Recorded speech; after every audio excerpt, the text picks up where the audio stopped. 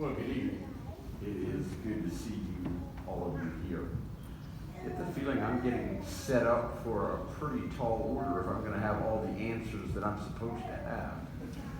I think sometimes I have more questions than answers. Yes, I've experienced maybe a few different things than some of you have. I've got a lot of things to learn and a lot of things to learn from you all. Maybe number one is how to handle as much rain as you've been getting. See, we haven't had rain for 2 months, and we don't expect rain for another 2 months. So my children have been enjoying the rain. It's kind of a treat for us because we haven't seen any rain for a long time. That's the way Sacramento is.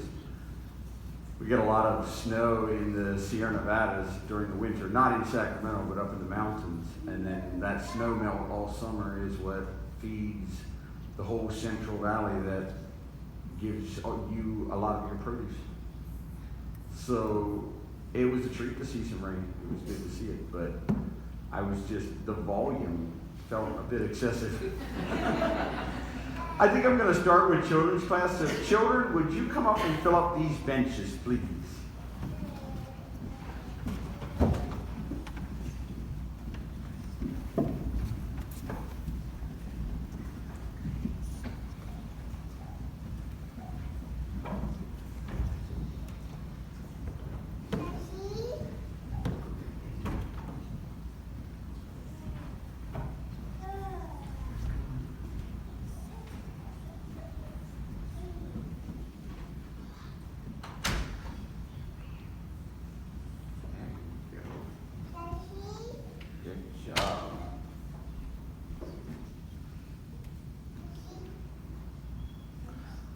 Well, the story I'm going to tell you this evening, every Saturday for the past, probably almost 9 years, I have told a Bible story on Saturday afternoons.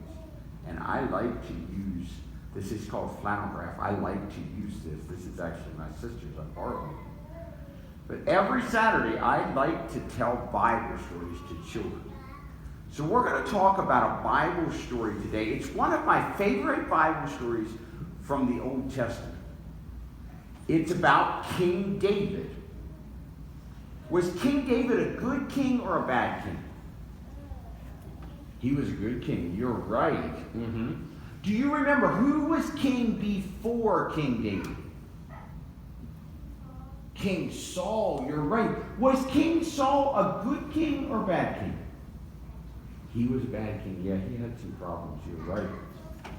At first, he was a good one. That's good. You're right. At first, he was a good king. And then he didn't follow God so much.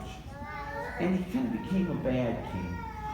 And so when King David became king, it was better. And people liked him. He was a very good king. Did you know that King David also liked to sing?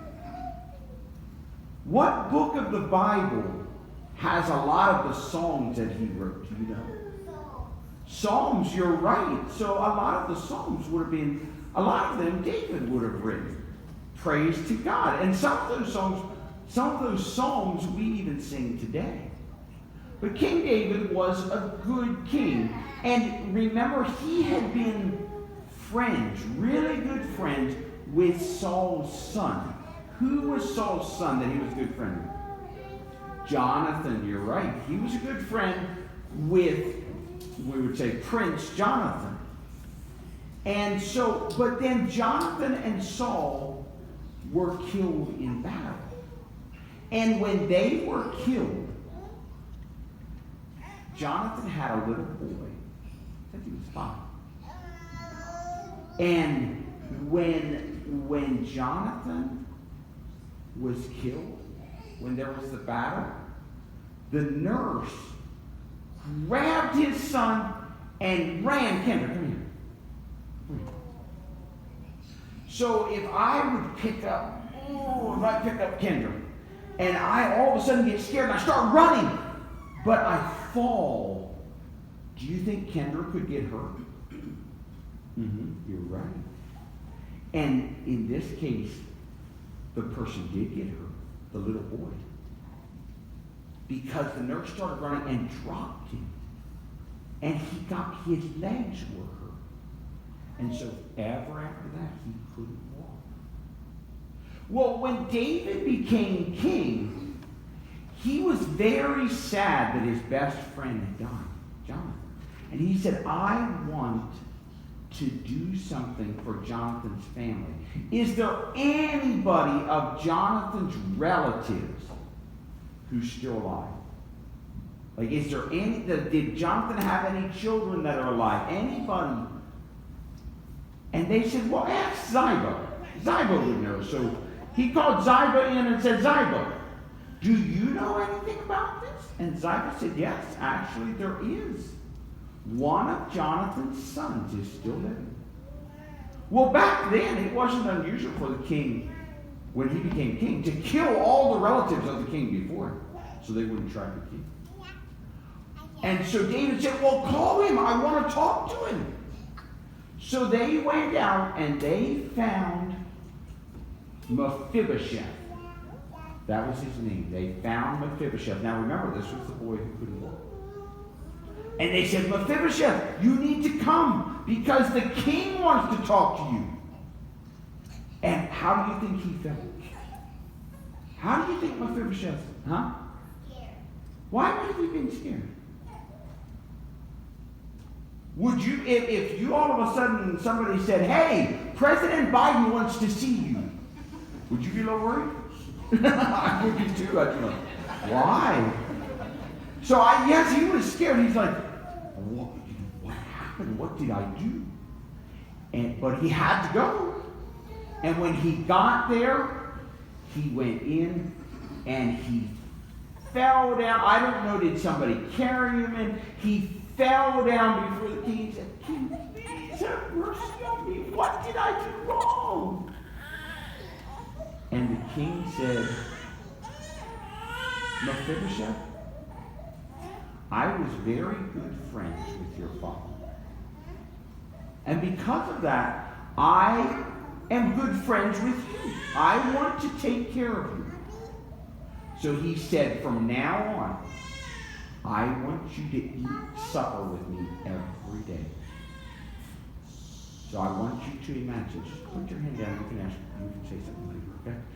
So I want you to imagine every evening when King David sat down at the table, imagine what it would have been like. Maybe he sat down, he looked around, who else is here? And they heard the thump, thump, thump, thump, thump. And here comes Mephibosheth to sit at the king's table to eat with the king. And for the rest of Mephibosheth's life, he ate at the king's table. Isn't that amazing? King David was so kind to Mephibosheth. And he didn't have to be. He was crippled. He didn't have to take care of him. But you know what? Do you ever see people when you go shopping or somewhere who are crippled? Is there ever a way we can be kind to them like King David was kind to Mephibosheth? You know, there's something I think about that we can almost always do. If we see someone in a wheelchair, what's something we can always do if we're going to the same place as they are?